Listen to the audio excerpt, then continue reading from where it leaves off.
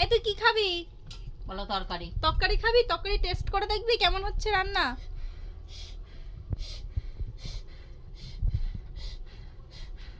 Guys দেখো বাচ্চা মোটা কি করছে।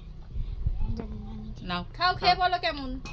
খাও, চেটে খাও। বলো লবণ ঠবণ ঠিক আছে নাকি। ঠিক আছে, টেস্টি টেস্টি ব্যাস হয়েছে। টেস্টি। আজে দাও হাতে দাও। ও বাবা, নে নে নে নে নে।